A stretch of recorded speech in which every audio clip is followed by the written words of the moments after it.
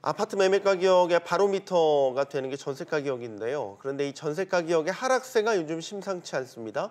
이미 침체가 시작된 지방을 필두로 해서 하락세가 이어지고 있는 양상이고 연말까지 이런 추세가 이어진다면 연간 평균으로는 13년 만에 처음으로 아파트 전세값이 하락세를 보일 전망이라고 하는군요. 네, 문제는 이 상황이 그러니까 전세를 끼고 집을 사는 갭 투자를 어렵게 하고 또 이미 갭 투자로 집을 산 사람들은 이제 집을 팔아도 전세값을 돌려줄 수 없는 이른바 깡통 전세 사태를 맞게 될 수도 있다는 거죠. 자세한 전세값과 현황 그리고 부동산 시장 전망까지 오늘 한국건설산업연구원 두성규 선임 연구위원과 짚어보겠습니다. 어서 오세요. 안녕하세요. 요즘 물가도 오르고 뭣도 오르고 다 오른다는 얘기만 하는데 내린다는 얘기를 하려니까 좀 어색하기도 합니다. 전세 가격이 얼마나 떨어진 겁니까? 네, 전세 가격의 동향을 살펴보는데 한 두 가지 정도의 어떤 지표가 있을 것 같은데요. 하나는 전세값, 그리고 또 하나는 그 매매가 대비 전세값이라 해서 우리 전세가율이라고 부르는데요. 그 두 가지를 좀 살펴볼 필요가 있을 것 같습니다.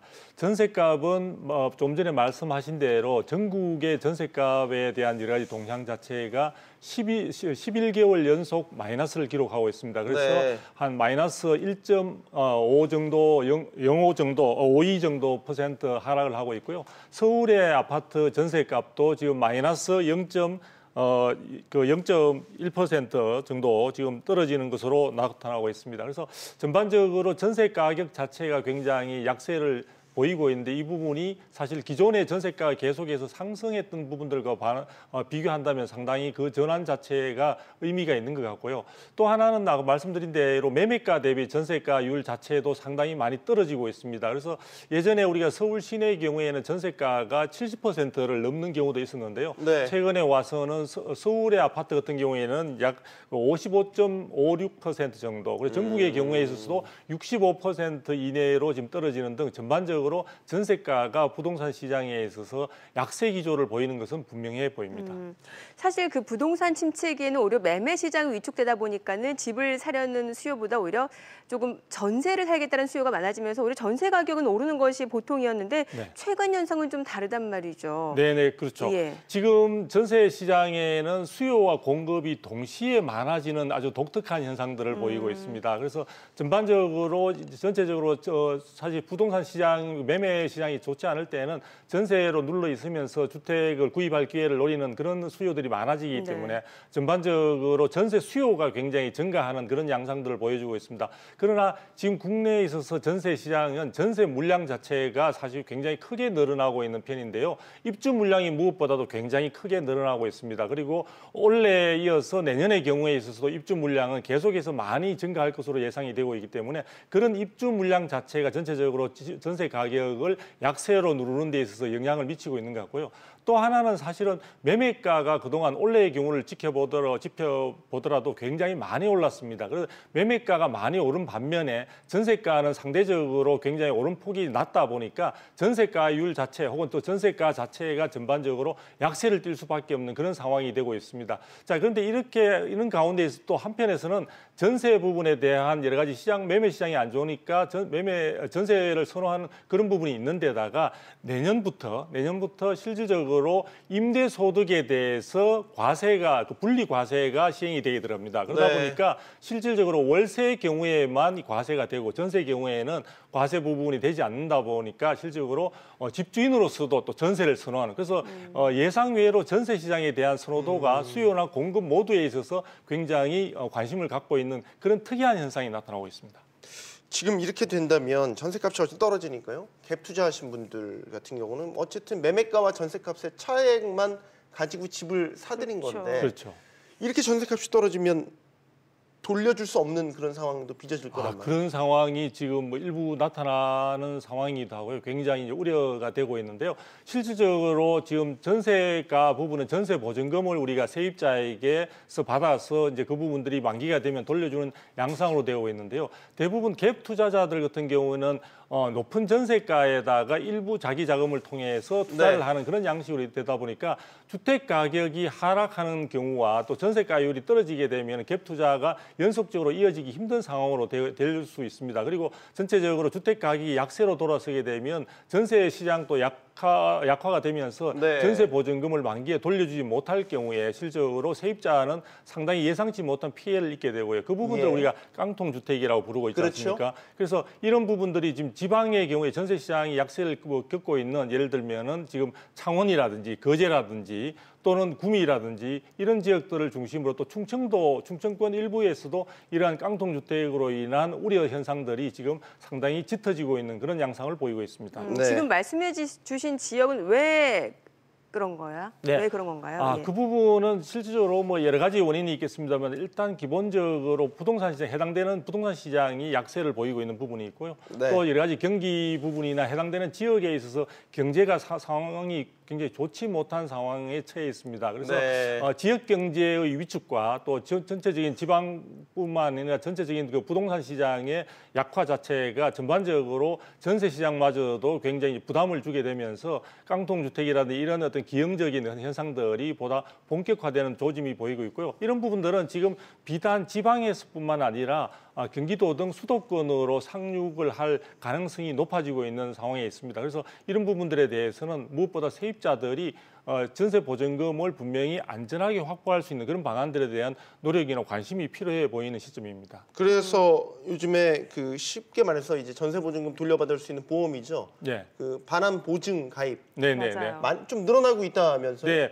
전세 반환 보증이 상당히 많이 늘어나고 있습니다. 지금 주로 전세 반환 보증을 담당하는 곳은 이제 허그라고 해서 주택도시보증공사하고 그다음에 서울보증보험 등에서 취급을 하고 있는데요. 지금 허그 같은 경우에는 0.128% 정도의 보증 수수료를 받고 네. 안전하게 그리고 만기에 실적으로 세입자가 보증금을 돌려받지 못하게 되면 대신 지불을 해주고 집주인을 상대로 나중에 그 구상권을 행사하는 그런 구조로 되어 있습니다. 그래서 네. 이 부분과 관련해서 지금 허그가 11월 16일 기준으로 본다면요. 총 4,531건에다가 보증금액이 9,337억 원에 해당될 정도로 굉장히 예전에 비해서 약 2배 이상 증가한 그런 모습을 그러네요. 보여주고 있습니다. 네. 이런 부분들은 아무래도 현재 전세 시장의 불안감을 그대로 반영하는 것으로 보이고 있고요. 네. 또 예전보다는 세입자들이 그런 상황에 처해서 굉장히 우왕좌왕하는 것이 아니라 미리 이런 부분들에 대해서 위험에 사전 대비하고자 하는 그런 부분들이 또 많은 언론기관을 통해서 충분히 알려지고 있는 그런 어떤 데 기인하고 있지 않느냐. 그리고 전반적으로 향후에도 부동산 시장 자체가 약세 기조에서 전세 시장도 불안감이 커질 수 있다는 부분들을 미리 여러 가지 언론 등을 통해서 충분하게 습득한 그 바탕 위에서 이런 부분들의 위험에 대비하고자 하는 노력의 일환으로 결과로 보여집니다. 네. 뭐 지금 전세 시장에서는 이제 수요와 공급이 동시에 늘어나다 보니까 깡통 전세 우려까지 커지고 있는 상황인데 사실 이 깡통 전세가 좀 사그라들려면은 어느 정도 그 매매가 그러니까 집값이 좀 보전이 된다라고 그렇죠. 하면은 그래도 상세가 될 텐데 최근에 워낙 부동산 억제 정책이 많이 나오다 보니까 이 부분도 좀 쉽지는 않은 것 같다는 생각이 그렇죠. 들어요. 지금 사실은 뭐 이 깡통주택 혹은 갭 투자 자체를 우리가 부정적으로 볼 건 아닌데요. 깡통주택은 사실은 굉장히 세입자에게 피해가 돌아갈 수 있기 때문에 그건 우리가 주목해 봐야 되고요.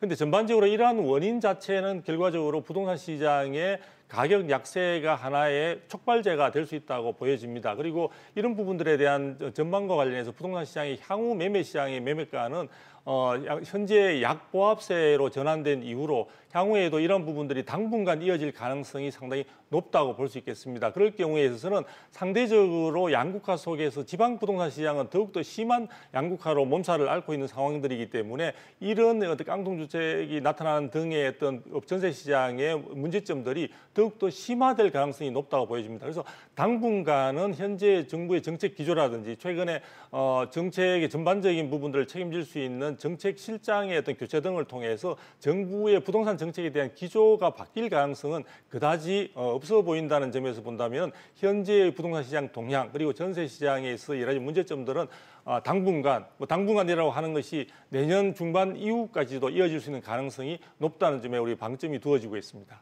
매매 가격 추이는 그러면 최근 들어서 어떻게 저희가 분석을 해봐야 되겠습니다. 예, 매매 가격은 지금 여러 가지 조사 기관에 따라 조금씩 차이를 보이고 있는데요. 부동산 124의 조사에 의하면 네. 11월 둘째 주의 경우에 있어서 61주 만에 하락 반전에 대해서 마이너스 0.01 정도를 기록하고 있습니다. 네. 또 우리가 가장 부동산 시장의 핵심 시장이라고 볼 수 있는 서울 강남 시장 같은 경우에 있어서는 전반적으로 이러한 하락폭이 좀 더 깊어지고 있는 양상들을 보여주고 있고요. 네. 다만 이러한 하락폭 자체가 하락으로 반전됐다는 점에 현재까지는 포인트가 두어지고 있긴 하지만 전반적으로 시간이 길어지고 여러 가지 거래량이 충분히 따르지 못하는 가운데 약세 기조가 지속이 된다면 전반적인 부동산 시장의 이러한 부분들이 당분간 계속 이어질 가능성이 높다. 그리고 전반적으로 이러한 매매 시장의 가격 회복 혹은 또 새로운 상승 모멘텀을 찾는 데까지는 굉장한 시간과 에너지가 필요할 것으로 보여지기 때문에 이런 부분과 관련해서 전반적인 시장에 대한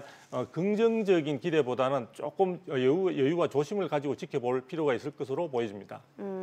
자, 이런 상황에서 수도권 그러니까 경기도 쪽의 아파트를 외지인들이 많이 네네. 사들였다라는 소식이 나오고 있는데 네. 이게 왜 그런 건지도 좀 설명을 해주시고 얼마나 늘어난 겁니까? 네네. 실제로 외지인들이 서울이 아닌 그동안 주목을 받았던 서울의 부동산 시장이 아니라 네. 경기도의 부동산을 대상으로 많은 어떤 매입 그런 현상들이 나타나고 있는데요. 네. 이 부분은 그동안의 서울의 부동산 시장은 말 그대로 굉장히 너무 우리가 볼 수 없는 정도로 굉장히 높은 폭으로 올랐던 부분들에 있어 추가적인 투자 부분에 대한 메리트가 상대적으로 떨어지고 있고요. 또한 또 서울 등 어떤 인기 지역의 경우에는 기존에 있어서의 정부가 그 규제를 갖다 강화함으로 해서 그런 규제로 인해서 추가적인 투자에 대한 매력도는 상당히 낮은 편입니다. 그런데 그에 비해서 경기도의 비규제 지역을 중심으로 해서 상당히 그동안 충분한 가격이 오르지 못한 부분에 대한 어떤 그런 관심들이 새로운 투자의 어떤 모멘텀으로 삼을 수 있는 여지가 있지 않을까 싶어서 외지인들이 상당히 관심을 많이 갖고 있는 것 같은데요. 지금 10월 달에 한국감정원 자료에 의하면 10월 달에 외지인이 매입한 경기도 내 아파트 수가 약 6,000호를 넘게 되고 있고요. 또 그 전달의 경우에 비해서 약 22% 늘어난 그런 양상들을 보여주고 있습니다. 특히 지방 거주자의 매입이 상당히 늘어나고 있는데요. 그래서 네. 10월 달의 경우에는 2,500호, 그다음에 이제 전달 대비해서 약 55%의 어떤 지방 거주자들이 경기도 내 주택을 아파트를 투기 중심으로 해서 매입하는 부분들이 늘어나고 있습니다. 이런 부분들은 상당히 우리가 관심 있게 지켜볼 수 있는 그리고 전반적으로 부동산 시장이 골고루 어떤 긍정적인 확산으로서 볼 수 있는 여지도 있긴 하겠지만 어떻게 본다면 이것은 우리가 일반적으로 이야기하는 풍선 효과의 사실 좀 어두운 단면일 수도 있다. 이런 점에서 상당히 이런 부분들을 우리가 긍정적으로만 보기에는 다소 어려움이 있다고 볼 수 있습니다. 경기도 지역의 아파트를 외지인이 사들인다. 근데 경기도도 경기도 나름 아니겠습니까? 예를 들어 투자 네. 가치가 있거나 네네. 아니면 서울에 아주 인근에 있어서 교통이라든지 여러 가지 인프라가 좋은 지역을 중심으로 아무래도 외지 매입 비율이 높을 것 같다는 생각이 들고 네네. 풍선 효과 말씀하셨으니까 그럼 결국 서울 지역은 강력한 억제책으로 인해서 네. 더 이상 뭐 투자 가치가 없다라고 판단한 투자자들이 눈을 돌렸다 이렇게 봐야 되는 건가요? 그렇죠.